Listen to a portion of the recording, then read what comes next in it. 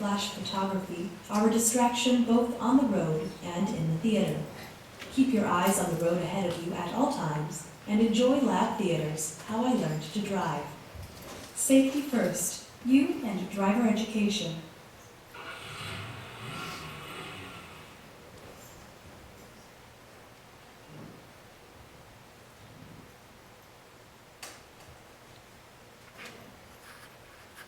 Sometimes to tell a secret, you first have to teach a lesson.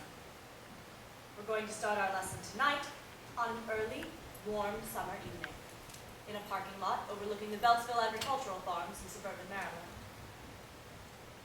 Less than a mile away, the crumbling concrete of US 1 wends its way past one-room revival churches, porno drive-in, and boarded-up motels with for sale signs tumbling down.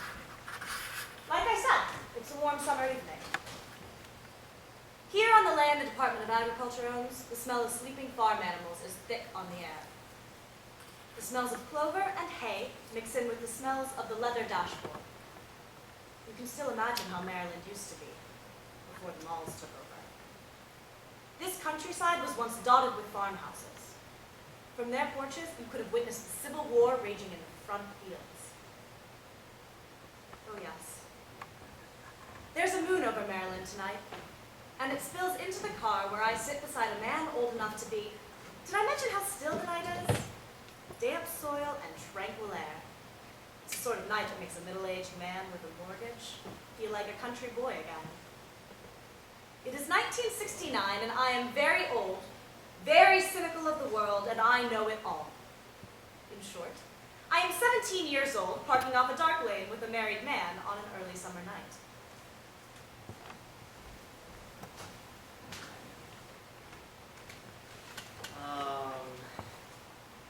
I love the smell of your hair. Oh, Lord. A man could die happy like this. Well, don't! What shampoo is this? Herbal Essence. Herbal Essence. I'm gonna buy me some Herbal Essence. And when I'm all alone in the house, I'm going to get into the bathtub and uncap the bottle and... Be good! What? Stop being bad. What did you think I was going to say? What do you think I'm going to do with this shampoo? I don't want to know. I don't want to hear it. I'm going to wash my hair, that's all. Oh. What did you think I was going to say? Nothing. I don't know. Something nasty. With shampoo? Lord gal, you're mine. Whose fault is it? Not mine. I've got the mind of a Boy Scout. Right. A horny Boy Scout. Well, all Boy Scouts are horny. What do you think the first merit badge is for? There, you're going to be nasty again. Oh no, I'm good. Very good. It's getting late. Don't change the subject. I was talking about how good I am. Are you ever going to let me show you how good I am? Don't go over the line now. I'm not. I told you. I'm not going to do anything you don't want me to do. That's right. And I've been good all week. You have?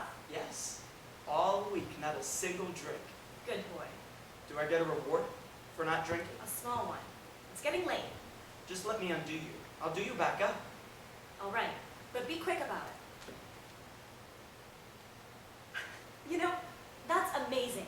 The way you can undo the hooks through my blouse with one hand. Years of practice. You'd make an incredible brain surgeon with that dexterity. I'll bet Clyde. What's the name of the boy taking you to the prom? Claude Souders. Claude Souders. I'll bet it takes him 2 hands, lights on, and you helping him on to get to first base. Maybe. Can I kiss them? Please? I don't know. Don't make a grown man beg. Just one kiss. I'm going to lift your blouse. It's a little cold. That's not why you're shivering. How does that feel? It's okay. I'll tell you. You can keep all the cathedrals in Europe. Just give me a second with these celestial orbs.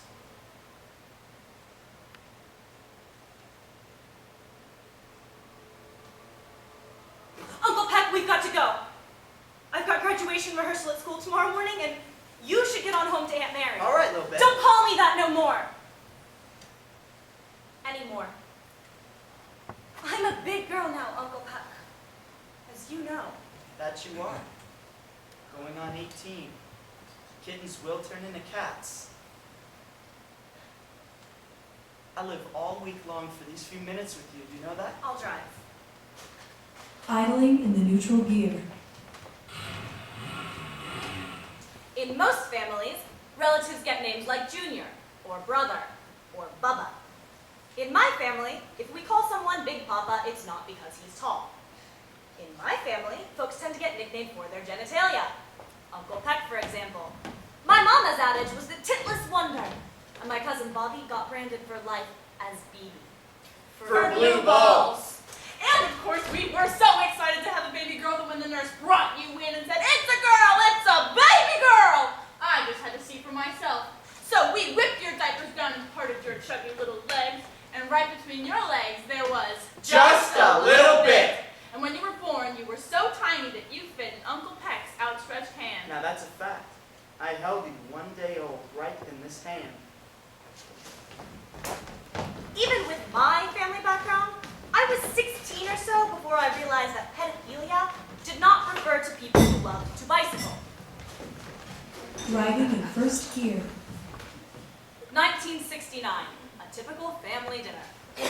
Look, Grandma, little bit's gonna be as big in the bus as Mother, you could are. you please change the subject? Well, I hope you're buying her some decent bras.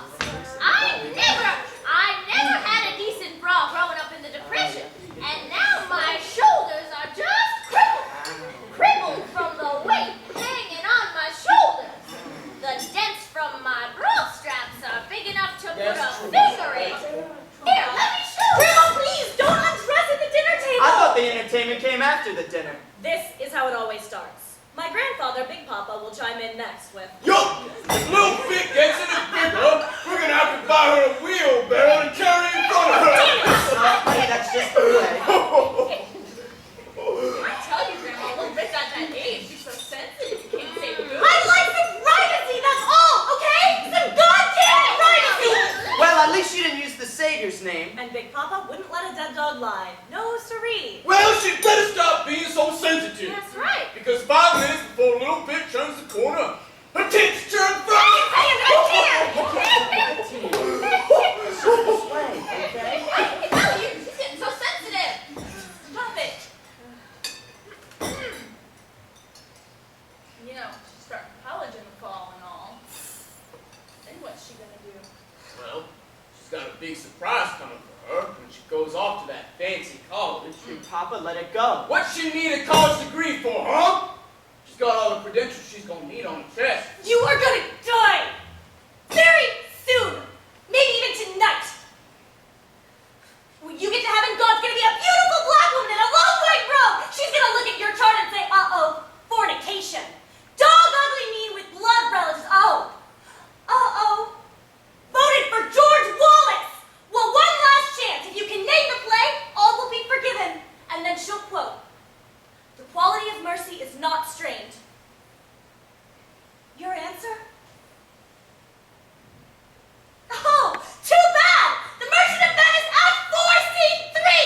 And then she'll send your ass to fry in hell with all the other crackers! Excuse me, please! And as I left the house, I would always hear Big Papa say, Lucy! Your daughter has got a mouth on her! "Oh, kid!" But no sense in wasting good gumbo. Pass me her plate, Mama. And Aunt Mary would come up to Uncle Peck. Peck, go after her, will you? You're the only one she'll listen to when she gets like this. She just needs to cool off. Please? Honey? Grandma's been on her feet cooking all day. All right. And as he left the room, Aunt Mary would say, Peck's so good with them when they get to be this age.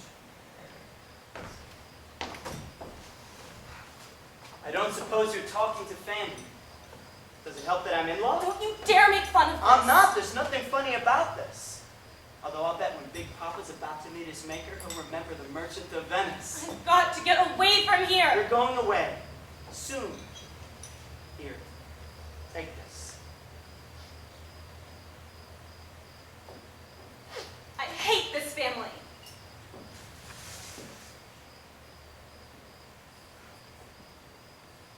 Your grandfather's ignorant.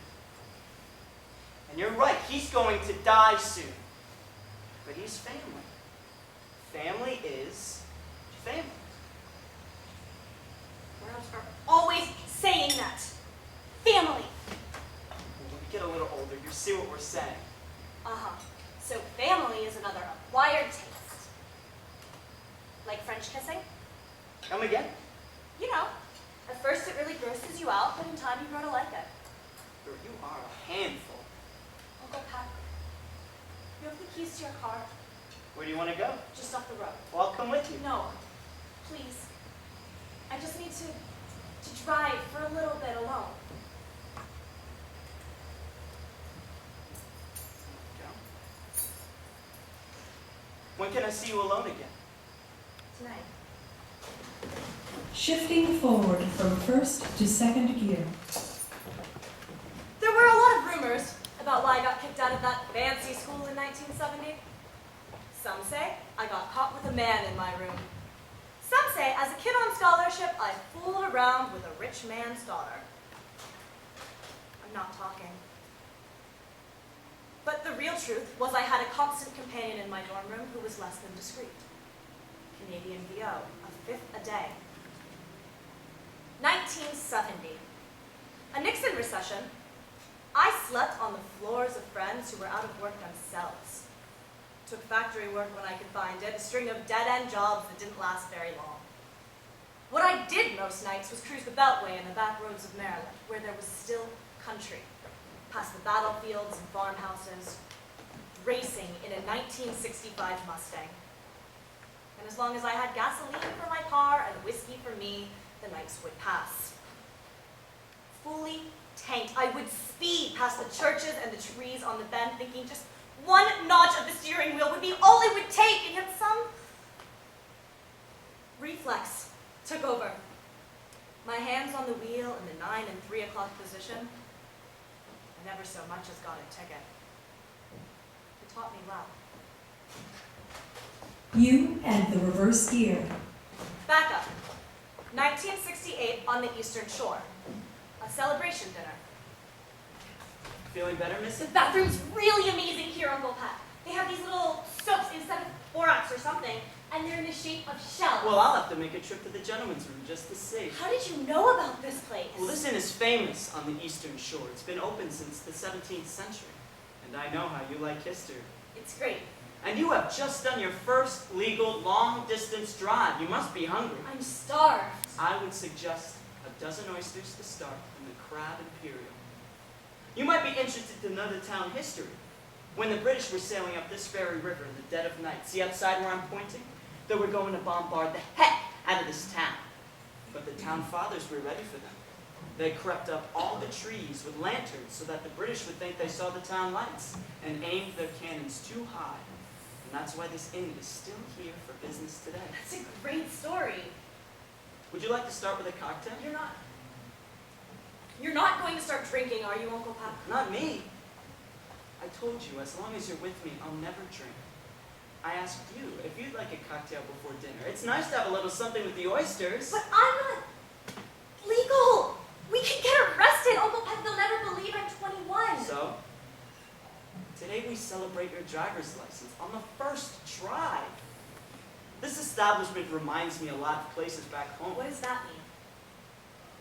In South Carolina, like here on the Eastern Shore, they're European, not so puritanical, and very understanding if gentlemen wish to escort very attractive young ladies who might want a before-dinner cocktail. If you want one, I'll order one. Well, sure, just one. A mother's guide to social drinking. A lady never gets sloppy. She may, however, get tipsy and a little gay. Never drink on an empty stomach. Avail yourself of the bread basket and generous portions of butter. Slather the butter on your bread. Sip your drink slowly. Let the beverage linger in your mouth. Intersperse with interesting, fascinating conversation. Sip, never slurp or gulp.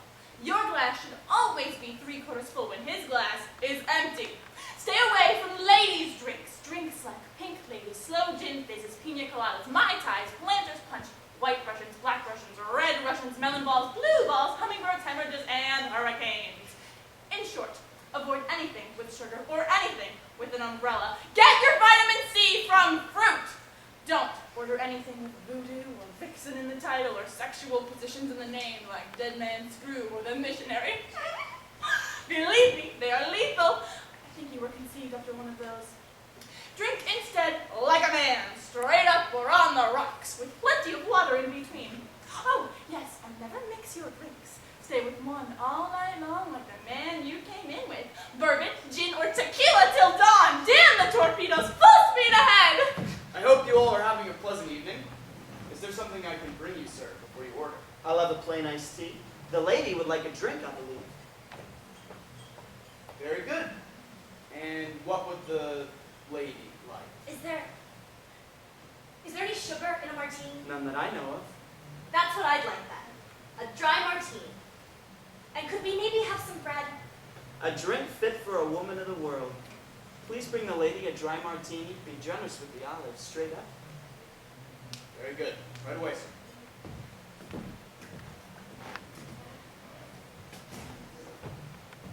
Your glass is empty. Another martini, madam? Yes, thank you.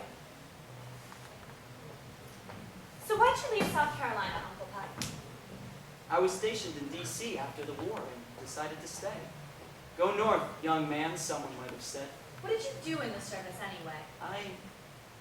I did just this and that. Nothing heroic or spectacular. But did you see fighting or go to Europe? I served in the Pacific Theater. It's really nothing interesting to talk about. It is to me. Oh, goody. I love the color of the swizzle sticks.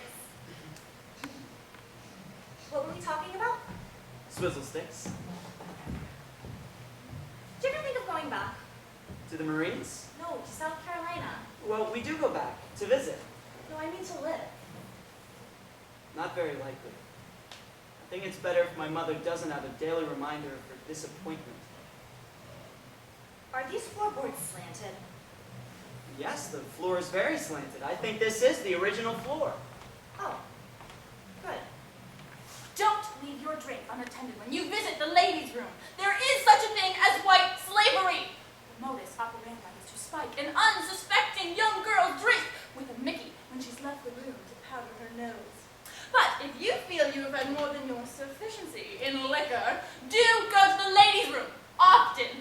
Pop your head out of doors for refreshing breath of the night air. If you must, wet your face and head with tap water. Don't be afraid to dunk your head if necessary. A wet woman is still less conspicuous than a drunk woman. When, in the course of human events, it becomes necessary, go to a corner stall, insert the index and middle finger down the throat almost to the epiglottis, divulge your stomach contents by such persuasion, and then wait a few moments before rejoining your beau waiting for you at your table. Oh, no, don't be shy or embarrassed. In the very best of establishments, there's always one or two debutantes crouched in the corner stalls, their beaded purses tossed willy-nilly, sounding like cats in heat, heaving up the contents of their stomachs. I wonder what is it they do in the men's rooms. So why is your mother disappointed in you, Uncle Peck? Every mother in Horry County has great expectations. Could I have another martini, please? I think this is your last one. The name of the county where you grew up is Horry. I think your mother should be proud of you. Well, Missy, she wanted me to do, to be everything my father was not. She wanted me to amount to something. But you have. You've amounted to a lot. I'm just a very ordinary man. I'll bet your mother loves you, Uncle Peck.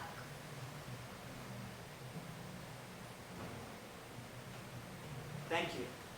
The service was exceptional. Please keep the change. Thank you, sir. Will you be needing any help? I think we can manage. Thank you. Thanks to judicious planning and several trips to the ladies' loo, your mother once outdrank an entire regiment of British officers on a goodwill visit to Washington. Every last man of them, milquetoasts. How'd they ever kick Hitler's cojones, huh? No match for an American lady. I could drink every man in here under the table. As a last resort, when going out for an evening on the town, be sure to wear a skin-tight girdle, so tight that only a surgical knife or an acetylene torch can get it off you, so that if you do pass out in the arms of your escort, he'll end up with rubber burns on his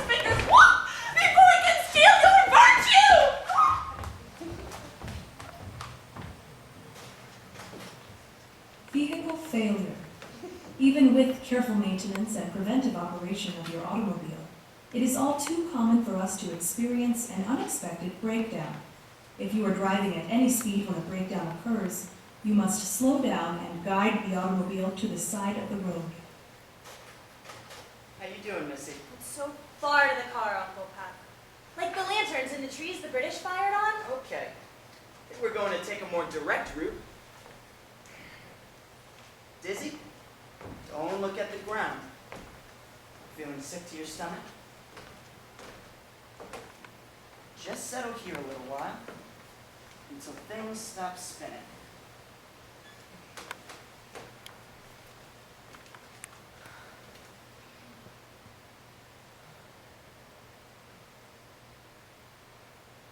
What are we doing?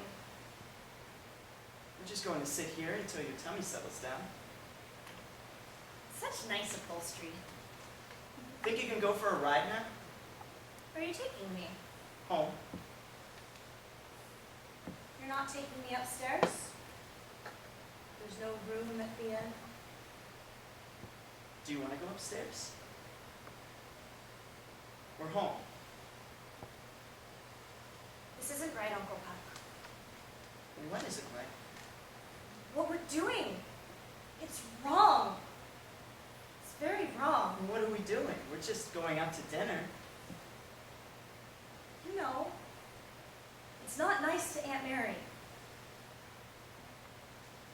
You let me be the judge of what's nice and not nice to my wife. Now you're mad. No, I'm not mad. It's just that I thought you understood me a little bit. I think you're the only one who does. Someone will get hurt. Have I forced you to do anything? I guess not. We're just enjoying each other's company. I told you, nothing is going to happen until you want it to. Do you know that? Yes. Nothing is going to happen until you want it.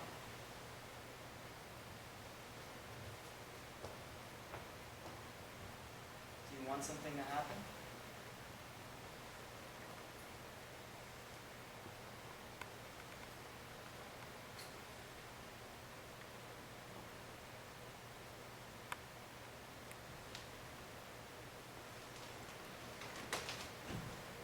I don't know. Then I'll wait. I'm a very patient man. I've been waiting a long time. I don't mind waiting. Someone is going to get hurt. No one is going to get hurt. Are you feeling sick? Sleepy. Stay here a second. Where are you going? I'm just going to get something out of the back seat. What? What are you going to do? Shh, shh, shh, shh, shh. There. Think you can sleep?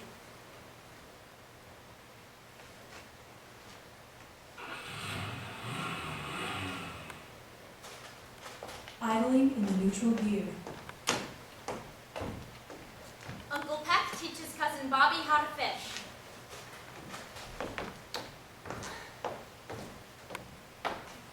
I get back once or twice a year, supposedly to visit Mama and the family, but the real truth is to fish. I miss this the most of all. There's a smell in the low country with the swamp and the fresh inlet join the salt water. A scent of sand and cypress I haven't found anywhere yet. I don't say this very often up north because it will just play into the stereotype everyone has, but I will tell you. I didn't wear shoes in the summertime until I was 16. It's unnatural down here to pen up your feet in leather. Go ahead. Take them off. Let yourself breathe. It really will make you feel better. We're going to aim for some pompano today. Now, I have to tell you, they're very shy, mercurial fish. It takes patience and psychology. You have to believe it doesn't matter whether you catch one or not. This guy's pretty spectacular. Well, there's some beer in the cooler next to the crab salad I packed, so help yourself if you get hungry. Are you hungry? Thirsty? Holler if you are. Okay, you don't want to lean over the bridge like that. Pompano feed in shallow water, and you don't want to get too close. They're frisky and shy little things. Wait, check your line. Yeah, something's been munching while we were talking. Okay, look. You take the sand flea, and you take the hook, like this, right through his little sand flea run. Sand fleas should always keep their backs to the wall. Okay, cast it in like I showed you. That's great. I can taste that pompano now. Sauteed with pecans and butter, a little bourbon. Okay, now, let it lie on the bottom. Now, reel, jerk, reel, jerk. Look at your line. There's something calling, all right. Okay, tip the rod up. Not too sharp. Hook it. All right, now easy. Reel and rest. Let it play. And reel. Play it out. That's it. Really good. I can't believe it. It's a pompano. Good work. Way to go. You are an official fisherman now. Pompano are hard to catch. We are going to have a delicious little... What? Oh, I don't know how much pain a fish feels. You can't think of that. No, come on now. It's just a fish. The other guys are going to see you. No, you're just real sensitive, and I think that's wonderful at your age. Look, do you want me to cut it free? You do? Okay. Hand me those pliers. Look, I'm cutting the hook, okay? And we're just going to drop it in. No, I'm not mad. It's just for fun, okay? There. It's going to swim back to its little lady friend and tell her what a terrible day it had. And then she's going to stroke him with her fins until he feels better. Then they'll do something alone together that makes them both feel good and sleepy. I don't want you to feel ashamed about crying. I'm not going to tell anyone. I can keep secrets. You know, men cry all the time. They just don't tell anybody, and they don't let anybody catch them. There's nothing that you could do that can make me feel ashamed of you. Do you know that? Okay. Do you want to pack it up and call it a day? Tell you what. I think I can still remember. There is this really neat tree house where I used to stay for days. I think it's still there. It was the last time I looked. But it's a secret place. You can't tell anybody we've been there, least of all your mom or your sisters. This is something special just between you and me. Sound good? We'll climb up there and have a beer and some crab salad. Okay, baby? Bob? Robert?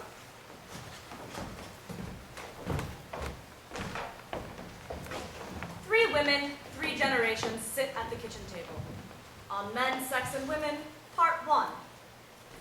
Men only want one thing. But what? What is it they want? And once they have it, they lose all interest. So don't give it to them.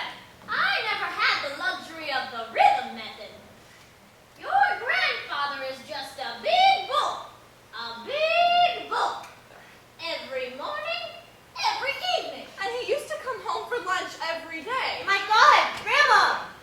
Your grandfather only cares that I do 2 things.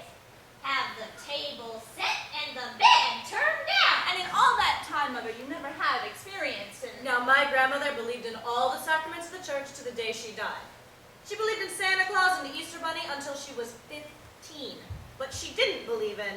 Orgasm? That's just something you and Mary have made up. I don't believe it. Mother, it happens to women all the time. Ooh, now you're going to tell me about the G-force. No, Grandma, I think that's astronauts. Well, Mama, after all, you were a child bride when Big Papa came and got you. You were a married woman. You still believed in Santa Claus. It was perfectly legal what Daddy and I did. I was 14, and in those days, 14 was a grown-up woman. Oh, now we're up on Grandma on the rape of the sapien women. Well, you were the one in such a big hurry. I chose your grandmother out of that herd of sisters like a lion chooses the gazelle. The slow, plump, flaky gazelle is just a dawdling at the edge of the herd. Your old sisters were too smart and too fast and too scrawny. The grandmother, my Aunt Lily was waiting for him with a broom, and she beat him over the head all the way down the stairs as he was carrying out Grandma's hook chest. And they were mean. No. Especially Lily. Well, you were robbing the baby of the family. I still keep a broom. No more drugs. I still keep a broom handy in the kitchen, and I know how to use it. So keep your hand out of the cookie jar, and don't you swallow your appetite for dinner. Out of the kitchen. Just one thing a married woman needs to know how to use, the rolling pin or the broom. I prefer a heavy cast iron fry pan. They're great on a man's head no matter how thick the skull is. Yes, sir. Your father is ruled by only two bosses, Mr. Gump and Mr. Peter. It's true. And sometimes, first thing in the morning, Mr. Sphincter Muscle. Oh, it's true. Men are like children, just like little boys. Men are bulls. Big bulls. They'd still be crouched on their haunches over a fire in a cave if we hadn't cleaned them up. Coming in smelling of sweat. Looking at those naughty pictures like boys in a dime store with $1 in their pockets. No matter to them what they smell like. They've got to have it. Right then, on the spot. Right there. Nasty. Vulgar. Primitive. Hot! And just about then, Big Papa would shuffle in with, What are you all cackling about in here? Stay out of the kitchen. This is just for girls. Lucy, you had better not be filling Mama's head with sex. No. Yes, every time you and Mary come over and start in about sex, when I ask a simple question like, what time is dinner gonna be ready? Mama snaps my head off. Dinner will be ready when I'm good and ready. Now stay out of the kitchen. When making a left turn, you must downshift while going forward. 1979, a long bus trip to upstate New York. I settled in to read when a young man sat beside me. What are you reading? He asked. His voice broke into that miserable equivalent of vocal acne. Not quite falsetto and not tenor either. I glanced aside view. He was appealing in an odd way. Huge ears stuck at a defiant angle, springing forward 90 degrees. He must have been shaving because his face, with a peach sheen, was covered with nips and styptic. I have a class tomorrow, I told him. You're taking a class? I'm teaching a class. He concentrated on lowering his voice. I'm a senior. Walt Whitman High. The light was fading outside, so perhaps he was, with a very high voice. I felt his interest quicken. 5 steps ahead of the hooks in his head, I slowed down, waited, pretended surprise, acted at listening, all the while knowing we would get off the bus. He would just then seem to think to ask me to dinner. He would chivalrously insist on walking me home. He would continue to converse in the street until I would casually invite him up to my room, and I was only into the second moment of conversation, and I could see the whole evening unfolding before me. And dramaturgically speaking, after the faltering and slightly comical first act, there was the briefest intermissions, and an extremely capable and forceful and sustained second act. And after the second act climax and the gentle denouement, before the post-play discussion, I lay on my back in the dark and thought about you, Uncle Peck. Oh, this is the allure. Being older, being the first, being the translator, the teacher, the epicure, the already jaded. This is how the giver gets taken. On Men, Sex, and Women, Part 2.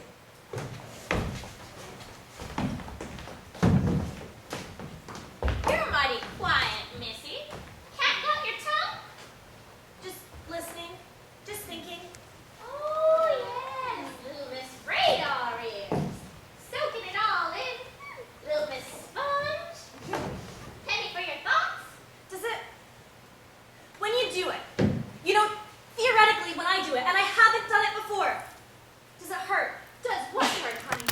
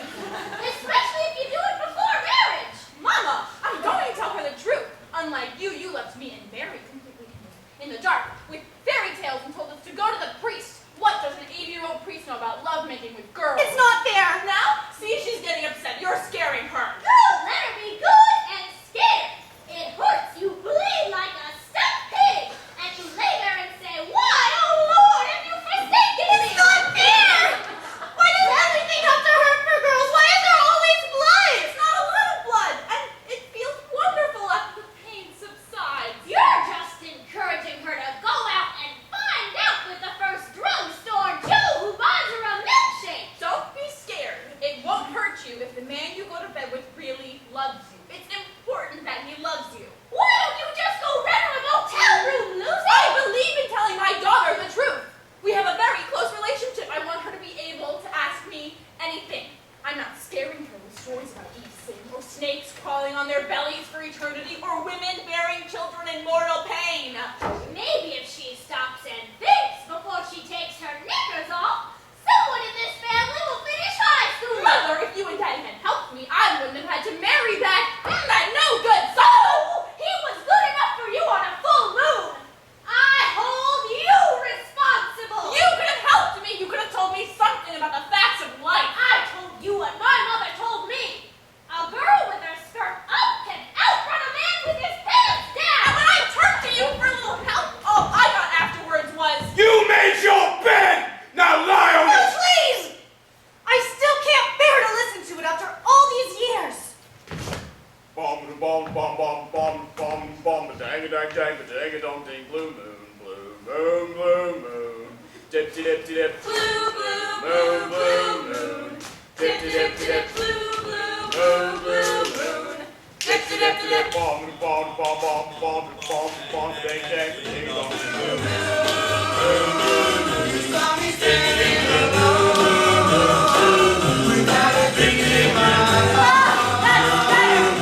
How can you hear yourself Before you drive, always check under your car for obstructions, broken bottles, fallen tree branches, and the bodies of small children. Each year, hundreds of children are crushed beneath the wheels of unwary drivers in their own driveways. Children depend on you to watch them. You and the reverse gear. 1967, in a parking lot of the Beltsville Agricultural Farms. The initiation into a boy's first love. Of course, my favorite car will always be the 56 Bel Air Sports Coupe. Chevy sold more 55s, but the 56 V8 with Corvette option, 225 horsepower, went from 0 to 60 miles per hour in 8.9 seconds. Long after a mother's tits, but before a woman's breasts. Super turbo power. What a power pack. Mechanical lifters, twin 4-barrel carbs, lightweight valves, dual exhausts. After the milk, but before the beer. A specific intake manifold, higher lift camshafts, and the tightest squeeze Chevy had ever made. Long after he's squeezed down the birth canal, but before he's pushed his way back in. The boy falls in love with the thing that bears his weight with speed. I want you to know your automobile inside and out. Are you there? A little bit? What? You're drifting. I need you to concentrate. Sorry. Okay, now get in the driver's seat.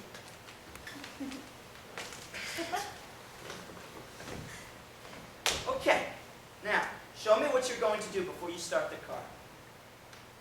I don't know. Come on now. What's the first thing you're going to adjust? My bra strap. A little bit. What's the most important thing to have control of on the inside of the car? That's easy. The radio. I tune the station for Mama's old fart tune. Radio off right now. When you are driving your car with your license, you can fiddle with the stations all you want. But when you are driving with a learner's permit, my car, I want all of your attention to be on the road. Yes, sir. Okay. Now the seat, forward and up. Do you want a cushion? No, I'm good. You should be able to reach all the switches and controls. Your feet should be able to push the accelerator, brake, and clutch all the way down. Can you do that? Yes. Okay, the side mirrors. You want to be able to see just a bit of the right side of the car in the right mirror. Can you? Turn it out a little more. How's that? A little more. Okay, that's good. All right, now the left. Again, you want to see behind you, but the left lane. Adjust it until you're comfortable. Next, I want you to check the rear view mirror. Angle it so you have a clear vision of the back. Next, lock your doors. Make sure all the doors are locked. But then I'll be locked in with you. Don't fool. Right, we're locked in. We'll deal with the air vents and defrosters later. I'm teaching you on a manual. When you know manual, you can drive anything, any car, any machine. Manual gives you control in ice, if your brakes fail, if you need more power, okay?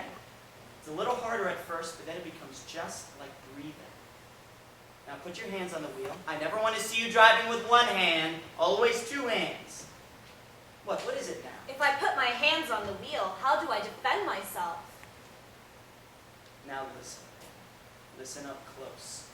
We're not going to fool around with this. This is very serious business. I will will never touch you when you were driving the car, understand? Okay. Hands on the 9 o'clock and 3 o'clock position gives you maximum control and turn. Okay, just relax and listen for a second, a little bit. I want you to lift your hands and look at them.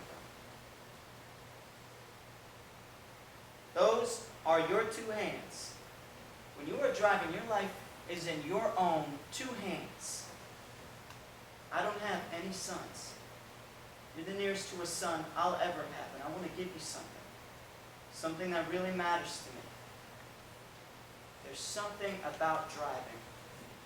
When you are in control of the car, just you and the machine and the road, that nobody can take away from you. The power. I feel more myself in my car than anywhere else, and that's what I want to give to you. There are a lot of assholes out there. Crazy men, arrogant idiots, drunks, angry kids, geezers who are blind, and you've got to be ready for them. I want you to learn to drive like a man. What does that mean? Men are taught to drive with confidence, with aggression. The road belongs to them. They drive defensively, always looking out for the other guy. Women tend to hesitate, to be polite, and that can be fatal.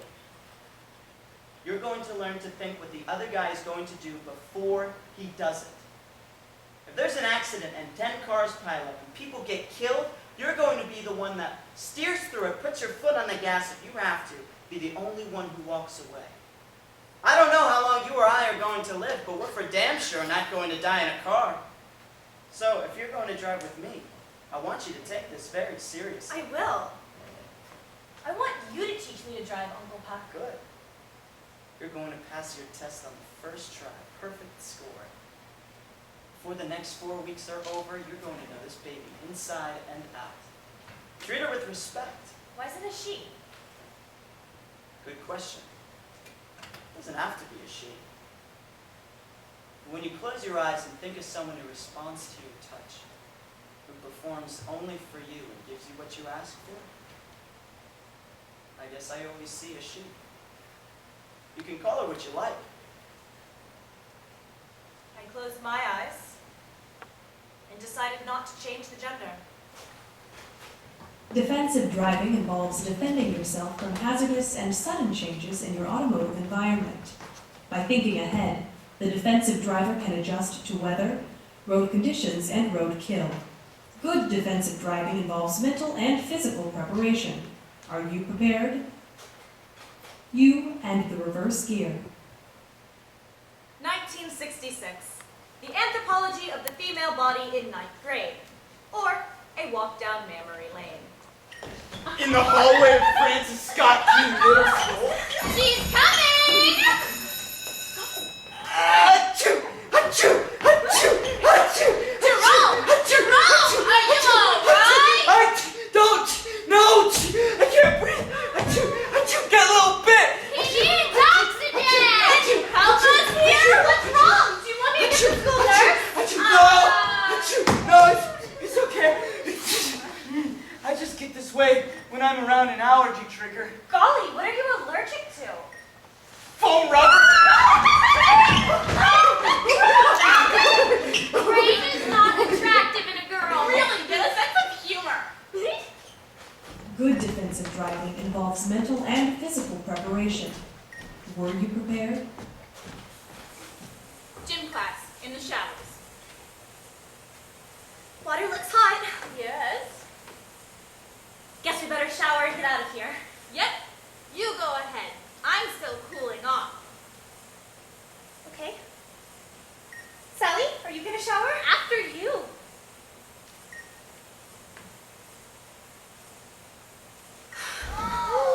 Oh my God! Can you believe? Told you, it's not foam rubber. I win. Jerome owes me 50 cents. Were you prepared? The sock hop. I don't know. Maybe it's just me, but do you ever feel like you're just a walking Mary Jane joke? I don't know what you mean. You haven't heard the Mary Jane joke? Okay. Little Mary Jane is walking through the woods when all of a sudden this man who was hiding behind a tree jumps out, rips open Mary Jane's blouse, and plunges his hands on her breast. And little Mary Jane choose. You're weird. Don't you ever feel self-conscious? Like, you're being looked at all the time? That's not a problem for me. Oh, look, Greg's coming over to ask you to dance. Hi, Greg. Good evening. Would you care to dance? Thank you very much, Greg. But I'm going to sit this one out. Oh, that's okay. I'll try my luck later. Oh, take pity on him. Someone should. But he's so short. He can't help it. But his head comes up to here. And I think he asked me on the fast dancer so he can watch me, you know, jiggle. I wish I had your problem. Evening again. May I ask you for the honor of a spin on the floor? I'm very complimented, Greg. But I just don't do fast dances. Oh, no problem. That's okay. That is so sad. You know, you should take it as a compliment that the guys will watch you jiggle. They're highs. That's what they're supposed to do. I guess you're right. But sometimes I feel like these alien life forms, these two mounds of flesh, have grafted themselves onto my chest. And they're using me until they can propagate and take over the world. And they'll just keep growing with a mind of their own until I collapse under their weight. And they suck all the nourishment out of my body and I finally just waste away. Well, they get bigger and bigger and... You are the strangest girl I have ever met. Well, maybe someone's implanted radio transmitters in my chest at a frequency I can't hear, that girls can't detect. But they're sending these signals to men who get mesmerized like sirens, calling themselves to dash themselves on these rocks. This is a slow dance. I hope your dance card isn't filled. Greg, you really are a nice boy. But I don't like to dance. Oh, but that's okay. We don't have to move or anything. I can just hold you and we can just sway a little. No! I'm sorry. I have to go. I hear someone calling me. In every man's home, some small room, some zone in his house is set aside. It might be the attic, or the study, or a den. And there's an invisible sign as if from the old treehouse. Girls keep out. Here, away from female eyes, lace doilies and crochet, he keeps his manly toys.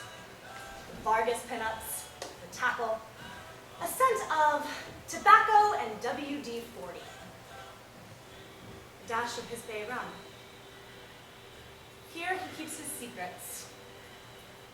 A violin or saxophone, drum set or dark room, and the stacks of Playboy. Here in my aunt's home, it was the basement. Uncle Peck's turf. You and the reverse gear. 1965, the photo shoot. Are you cold? The light should heat up some in a few minutes. Aunt Mary is... At the National Theater matinee with your mother, we have time. But what if... And so what if they return? I told them you and I were going to be working with my camera. They won't come down. Listen, are you sure you want to do I this? said I'd do it. But... I know. You've drawn the line. That's right. No frontal nudity. Good heavens, girl. Where did you pick that up? I read. And I read Playboy for the interviews. Okay. I didn't know you listened to this. I'm not dead, you know. I try to keep up. Do you like this song? Good. Now listen, at professional photo shoots, they always play music for the models, okay? I want you to enjoy the music. Listen to it with your body. Just respond. Respond to the music with my body? Right. Almost like dancing. Here, let's get you up on the stool first. But nothing showing. Nothing showing. Just a peek.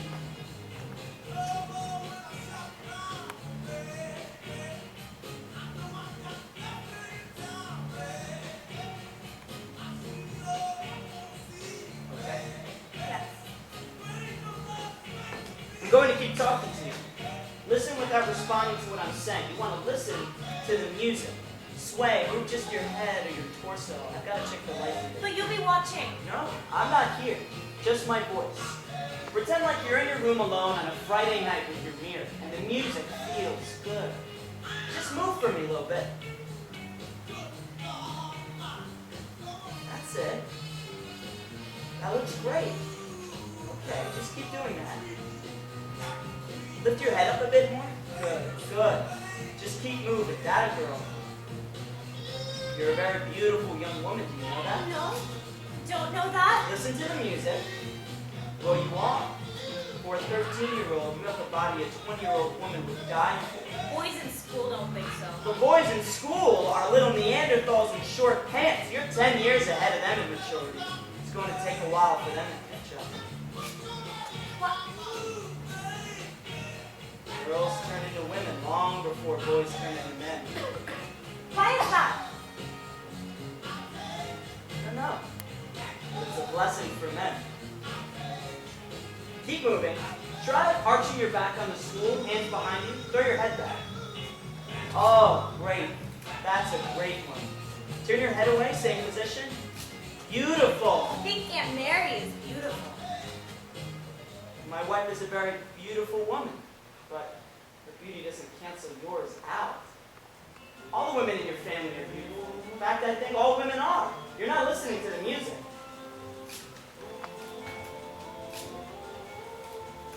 All right, turn your head to the left. Good. Now take the back of your right hand and put it on your right cheek. Your elbow angled up. Now slowly, slowly brush your cheek. Draw back your hair with the back of your hand. Great. One hand above and behind your head. Stretch your body. Smile. A little bit, I want you to think of something that makes you laugh. Can't think of anything. Okay.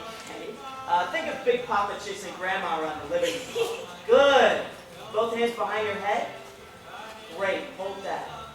You're doing really great work. If we keep this up in 5 years, we're going to have a really professional portfolio. What do you mean in 5 years? Well, you can't submit work to Playboy unless you're 18. Wait a minute, you're joking, aren't you, Uncle Peck? Heck no. You can't get in a Playboy unless you're the very best, and you are the very best. I would never do that. Why? There's nothing wrong with Playboy. It's a very classy magazine. But I thought you said I should go to college. Wait a little bit. It's nothing like that. Very respectable women model for Playboy. Actresses with major careers. Women in college. There's an Ivy League issue. I'm never doing anything like that. You'd show other people, these other men, what I'm doing. Why would you do that? Any boy around here could just pick up, just go into the stop and go and buy. Why would you ever want to share? Whoa, just stop a second and listen to me a little bit. Just listen. There's nothing wrong with what we're doing. I'm very proud of you. I think you have a wonderful body and an even more wonderful mind, and of course, I want other people to appreciate it. It's not anything shameful. But this is something that I'm only doing for you. This is something that you said was just between us. It is. And if that's the way you feel, 5 years from now, it will remain that way, okay? I know you're not going to do anything you don't feel like doing.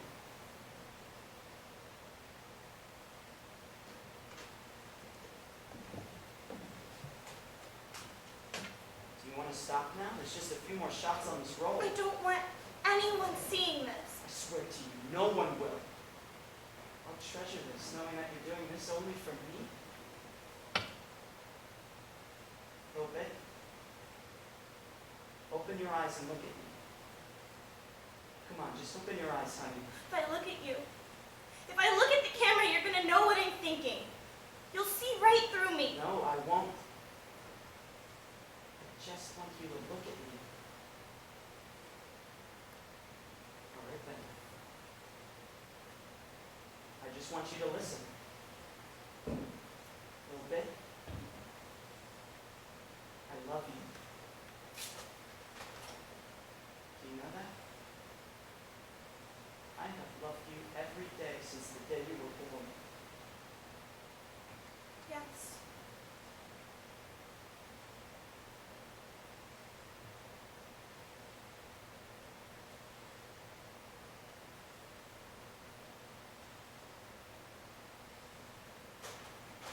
Implied consent. As an individual operating a motor vehicle in the state of Maryland, you must abide by implied consent. If you do not consent to take the blood alcohol content test, there may be severe penalties, a suspension of license, a fine, community service, and a possible jail sentence. Idling in the neutral gear. Aunt Mary on behalf of her husband.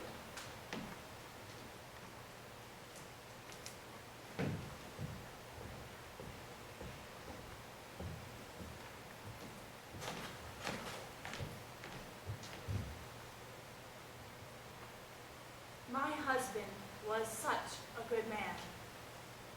Is such a good man. Every night he does the dishes. The second he comes home, he's taking out the garbage or doing yard work, lifting the heavy things I can't. Everyone in the neighborhood borrows Peck. It's true. Women with husbands of their own, men who just don't have Peck's abilities. There's always a knock on our door for a jump start on cold mornings, or when anyone needs a ride or help shoveling the sidewalk. I look out, and there Peck is, without a coat, pitching in. I know I'm lucky. The man works from dawn to dusk, and the overtime he does every year. My poor sister. She sits every Christmas when I come to dinner with a new stove, or diamonds, or with the tickets to Bermuda. I know he has troubles. And we don't talk about them. I wonder sometimes what happened to him during the war. The men who fought World War II didn't have rap sessions to talk about their feelings. Men in his generation were expected to be quiet about it and get on with their lives. But sometimes I can feel him just fighting the trouble, whatever has burrowed deeper than the scar tissue. And we don't talk about it. I know he's having a bad spell because he comes looking for me in the house and just hangs around me until it passes. And I keep my banter light. I discuss a new recipe, or sales, or gossip. Because I think domesticity can be a balm for men when they're lost. We sit in the house and listen to the piece of the clock ticking in his well-ordered living room until it passes.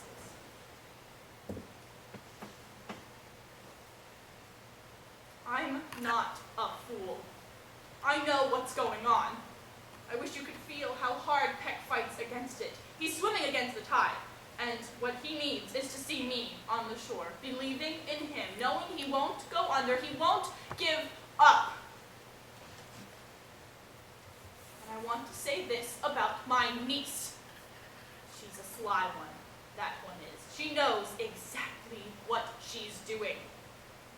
She's twisted Peck around her little finger and thinks it's all a big secret.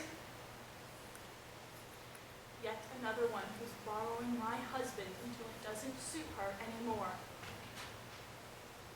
Well, I'm counting the days until she goes away to school and she manipulates someone else. And then he'll come back again and sit in the kitchen while I bake, or beside me on the sofa when I sew in the evenings. I'm a very patient woman. But I'd like my husband back. I am counting the days.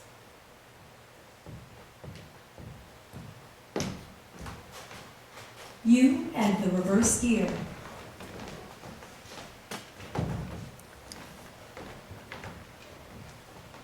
Little Bit's 13th Christmas. Uncle Peck does the dishes. Christmas 1964.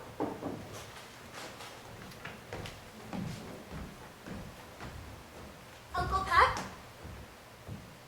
I didn't know where you'd gone to.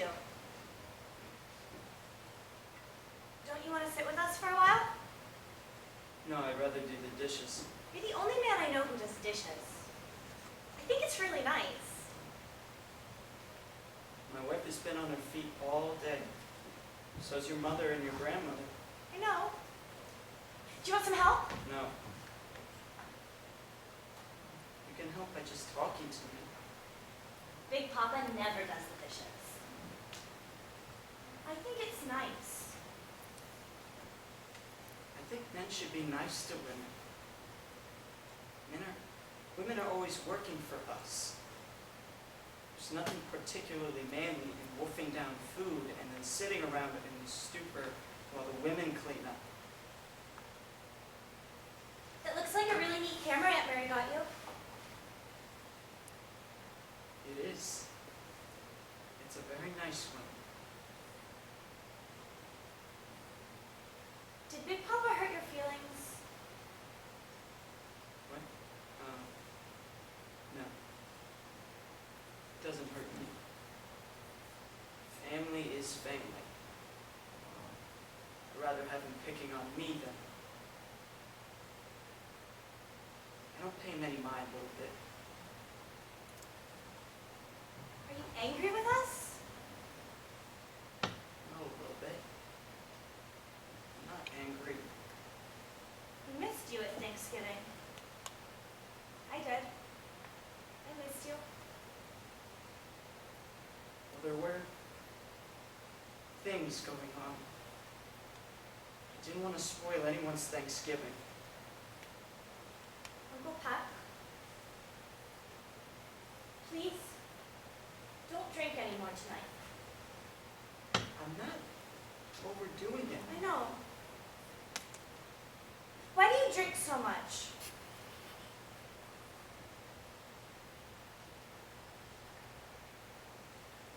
Well, a little bit. Let me explain it to you this way. There are some people who have fire in the belly. I think they go to work on Wall Street.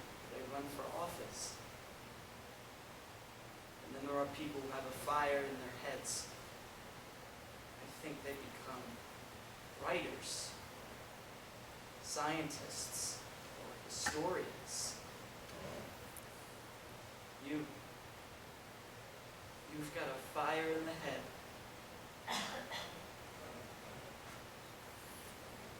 And then there are people like me. Where do you have a fire?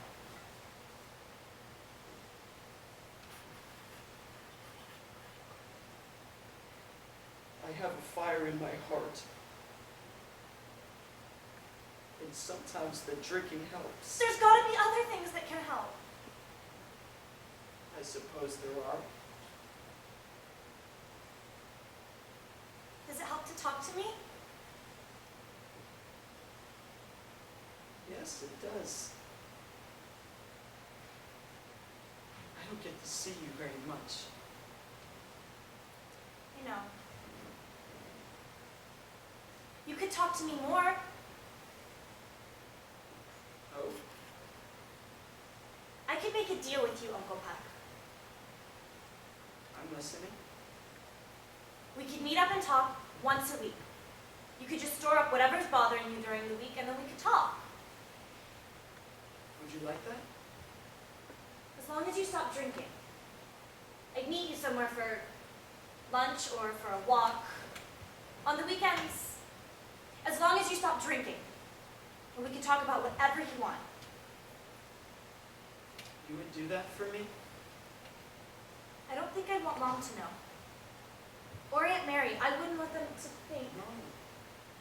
We would just be talking. I'll tell Mom I'm going to a girlfriend's to study. Mom doesn't get home until 6, so you could call me after school and tell me where to meet you. You get home at 4? We can meet once a week. But only in public. You've got to let me draw the line.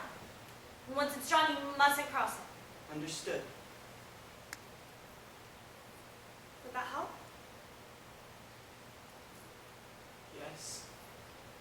Very much. I'm going to join the others in the living room now. Merry Christmas, little bit. Merry Christmas, Uncle Peck. Shifting forward from second to third gear.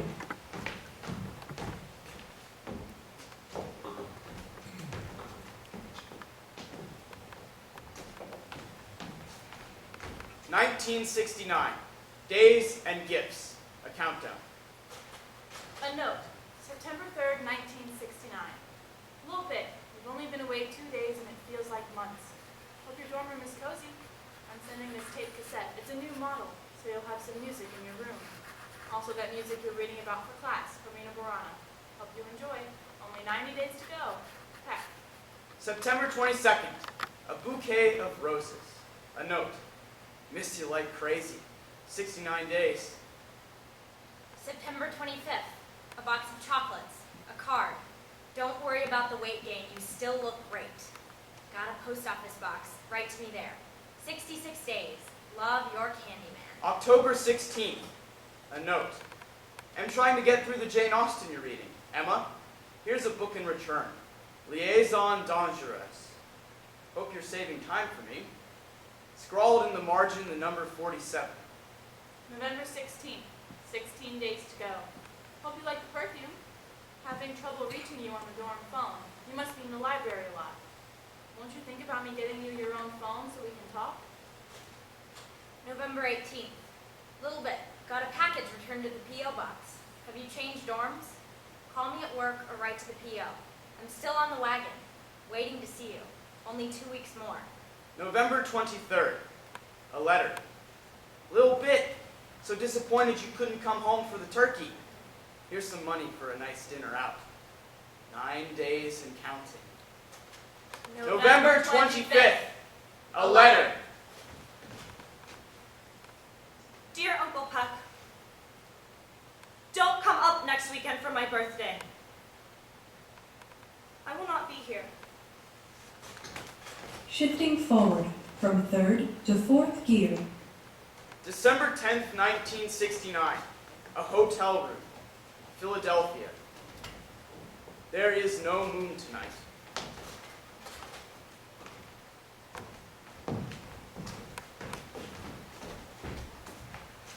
Why don't you sit? I don't want to.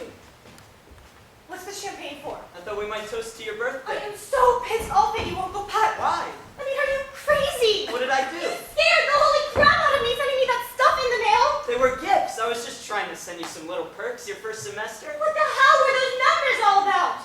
44 days to go, only 2 more weeks, and then just numbers. 69, 68, 67, like some serial killer. No, Vic, whoa! This is me you're talking to. I was just trying to pick up your spirits, trying to celebrate your birthday. My 18th birthday! I'm not a child, Uncle Peck. You were counting down to my 18th birthday. So? So statutory rape is not in effect when a young woman turns 18, and you and I both know it. I think you misunderstand. I think I understand all too well. I know what you want to do, 5 steps ahead of you doing it. Defensive driving 101. Then why did you suggest we meet here instead of the restaurant? I don't want to have this conversation in public. Fine, fine. We have a lot to talk about. Yeah, we do.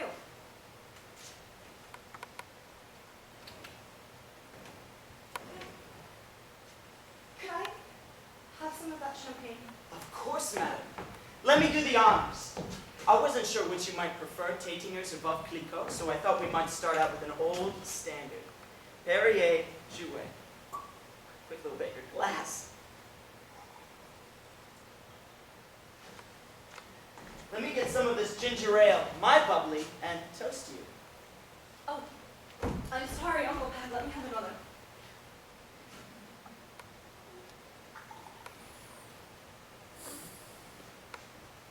Uncle Pat, maybe you should join me in the champagne. You want me to drink? It's not polite to let a lady drink alone. Well, Missy, if you insist.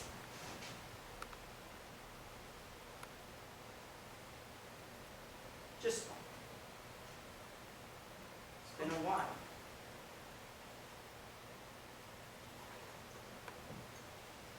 There. I'd like to propose a toast to you and your birthday.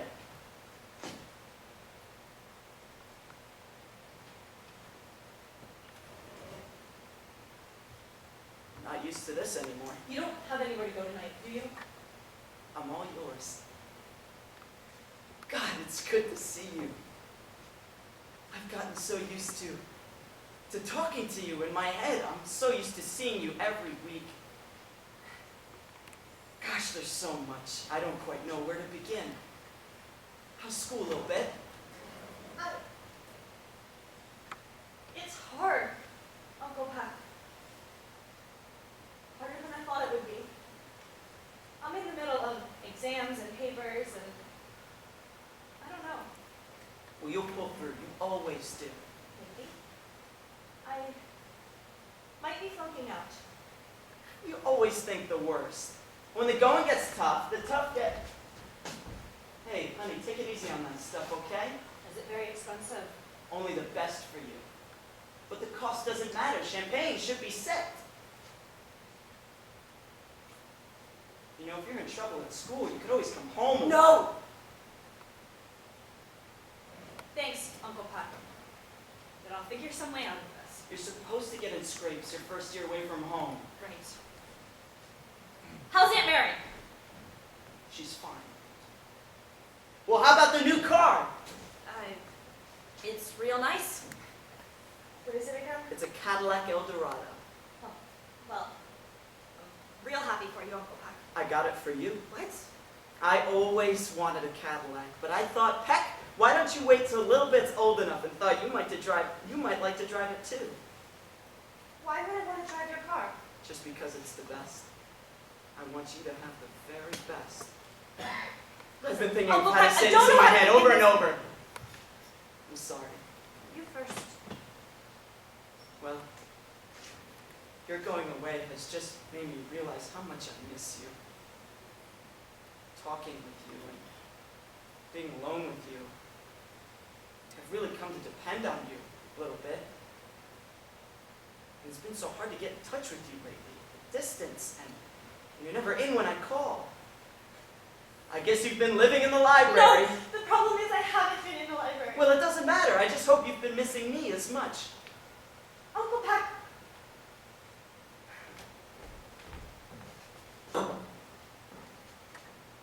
I've been thinking a lot about this. And I came here tonight to tell you that I'm not doing very well. I'm getting very confused. I can't concentrate on my work, and now that I'm away, I've been going over and over it in my mind.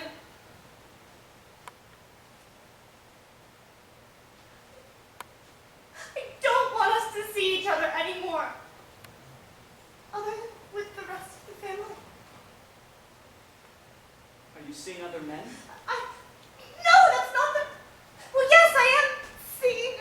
Listen, it's not really anybody's business. Are you in love with anyone else? That's not what this is about. Little bit, you're scared.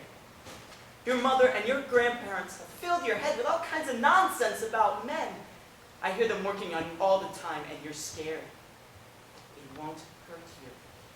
If the man you go to bed with really loves you, and I have loved you since the day I held you in my hand. And I think everybody's just gotten you so frightened to death about something that it's just like breathing. Oh my God, I can't see you anymore, Uncle Peck.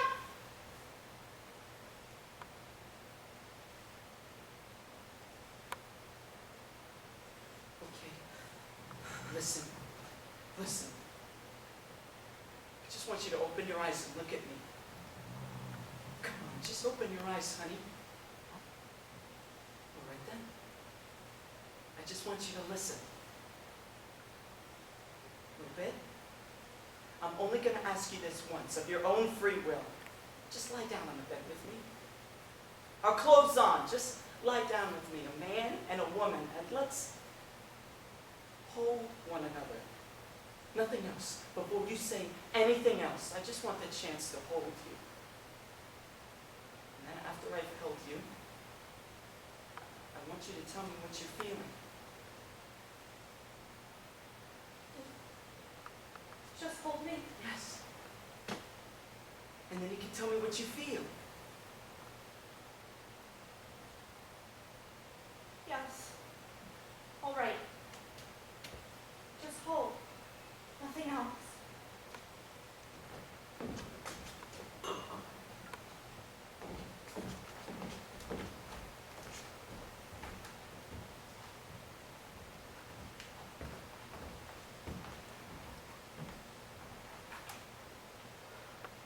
Recipe for a southern boy. A drawl of molasses in the way he speaks. A gumbo of red and brown mixed in the cream of his skin.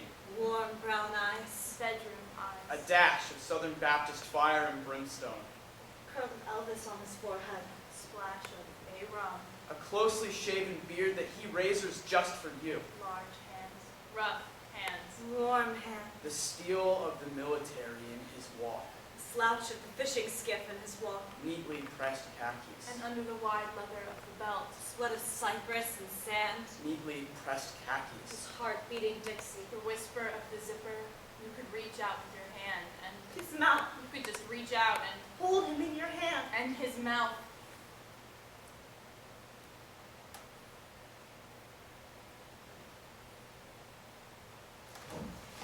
I've got to get back. Wait a little bit. Did you feel nothing? No.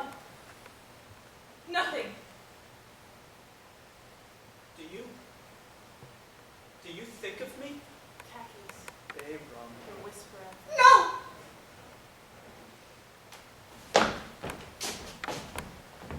I'm 45. That's not old for a man, and I haven't been able to do anything else but think of you. I can't concentrate on my work, little bit. You've got to! I want you to think about what I'm going to ask you. I'm listening. I want you to be my wife. This isn't happening! I'll tell Mary I want a divorce. We're not blood related. It would be legal. What have you been thinking? You are married to my aunt, Uncle Peck! She's my family! You have gone way, way over the line! Family is family! I'm leaving now. I'm not seeing you again. I'm not coming home for Christmas. You should go home to Aunt Mary, Uncle Peck. Go home now.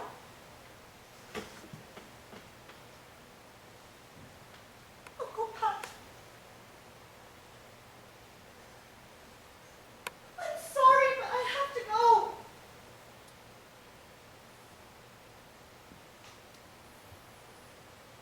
Are you all right? I'm fine. I just think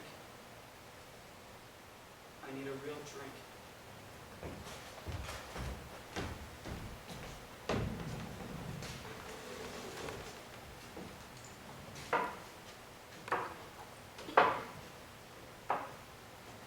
I never saw him again. I stayed away from Christmas and Thanksgiving for years after. It took my uncle 7 years to drink himself to death. First he lost his job, then his wife, finally his driver's license. He retreated to his house and had his bottles delivered. One night he tried to go downstairs to the basement, and he flew down the steep basement stairs. My aunt came by weekly to put food on the porch, and she noticed the mail and the paper stacked up, uncollected. They found him at the bottom of the stairs, just steps away from his dark room. Now that I'm old enough, there are some questions I would have liked to have asked him. Who did it to you, Uncle Peck? How old were you? Were you 11? Sometimes I think of my uncle as a kind of Flying Dutchman. In the opera, the Dutchman is doomed to wander the sea, but every 7 years he can come ashore. And if he finds a maiden who will love him of her own free will, he will be released. And I see Uncle Peck in my mind, in his Chevy 56, a spirit driving up and down the back roads of Carolina, looking for a young girl who, of her own free will love him, release him. You and the reverse gear. The summer of 1962. On Men, Sex, and Women, Part 3. It is out of the question. End of discussion. Why? Oh, babe, we are not discussing this. I said no. But I can spend an extra week at the beach. You're not telling me why. Your uncle pays entirely too much attention to you. He listens to me when I talk. He talks to me. He teaches me about things. Mama, he knows an awful lot. He's a small-town hick who learned how to mix drinks from Hugh Hefner. Who's Hugh Hefner? I am not letting an 11-year-old girl spend 7 hours in a car with a man. I don't like the way he looks So at you. for God's sakes, Mother, just because you went through a bad time with my father, you think every man is evil? Oh, no, little bitch. Not all men. We just haven't been very lucky with the men in our family. Just because you lost your husband, I still deserve a chance of having a father. Someone! A man who will look out for me. Don't I get a chance? I will feel terrible if something happens. Mother, it's in your head. Nothing is going to happen. I can take care of myself, and I can certainly handle Uncle Pat. All right. But I'm warning you. If anything happens, I hold you responsible.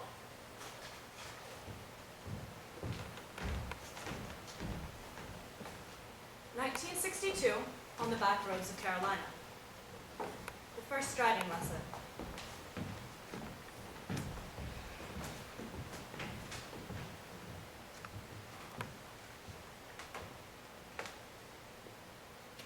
A little bit.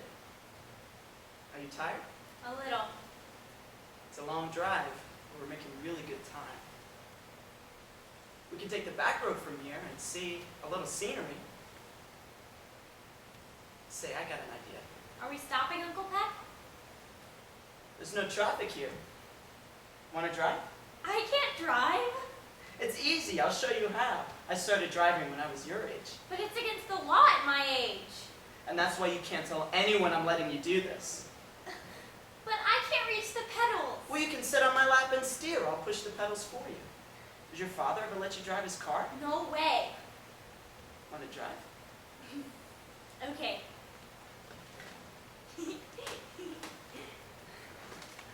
You're just a little thing, aren't you?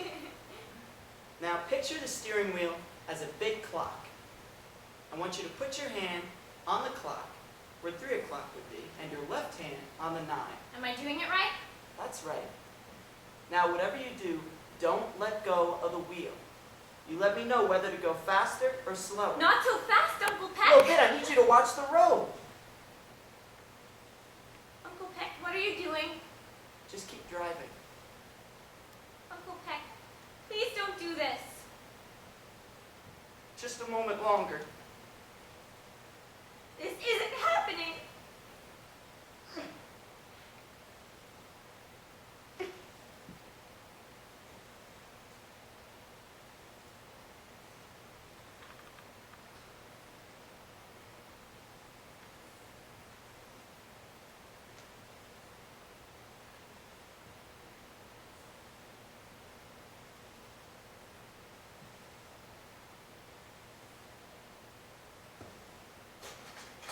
Driving in today's world.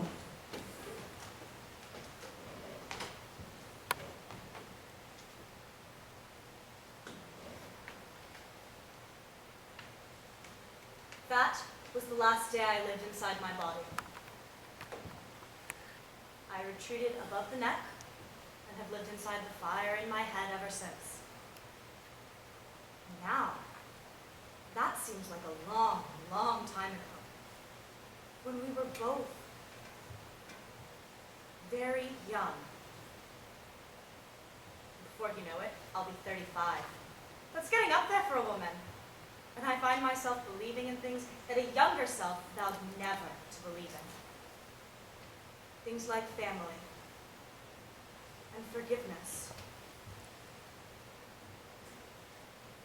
I know I'm lucky, although I still have never known what it feels like to jog or dance, anything that jiggles. I do like to watch people on the dance floor or out on the running paths, just jiggling away. And I say good for them. The near sensation I feel of flight in the body, I guess I feel when I'm driving. On a day like today.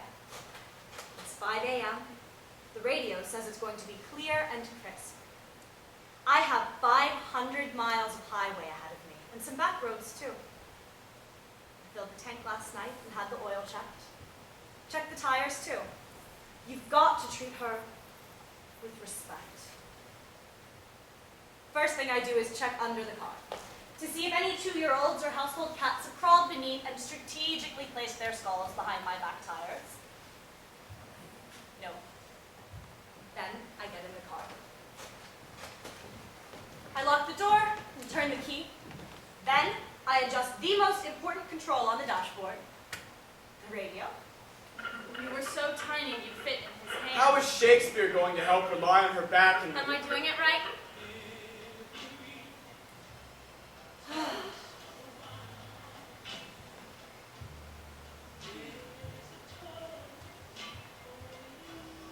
I adjust my seat, fasten my seatbelt, then I check the right side mirror, check the left side. Finally, I adjust the rear view mirror.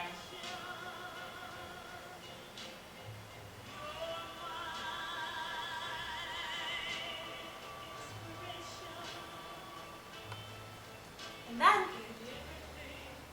I floor it.